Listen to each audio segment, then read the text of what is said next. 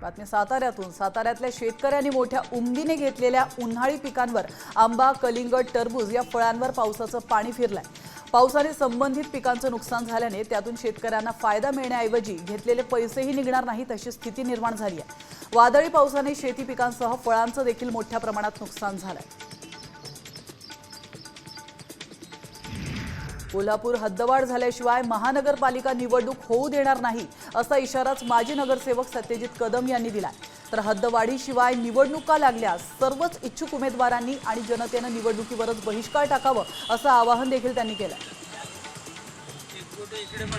सोलापुरात बापाने आपल्या पोटच्या मुलीचा गळा दाबून हत्या केली आहे। नराधम बापाने आधी चिमुकलीचा गळा आवळून हत्या केली, नंतर तिचं प्रेत पुरलं। मात्र पोलिसांच्या तपासात आरोपी बापानेच मुलीची हत्या केली असल्याची माहिती समोर आली आहे। या घटनेनंतर पोलिसांनी आरोपीला अटक केली आहे।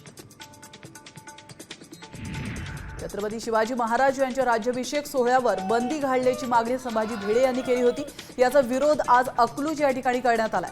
मराठा क्रांती मोर्चाच्या वतीने भिडेंच्या प्रतिमेला जोडे मारो आंदोलन करण्यात आलंय। यावेळी संभाजी भिडे यांच्या वक्तव्याचा निषेध देखील करण्यात आलाय आणि त्यांच्या विरोधात घोषणाबाजी देखील केली आहे।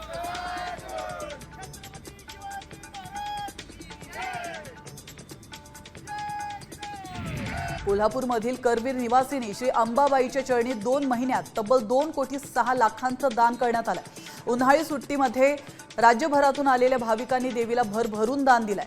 दरम्यान पश्चिम महाराष्ट्र देवस्थान समितीकडून 4 दिवसांपासून दानपेट्यांची मोजणी सुरू आहे।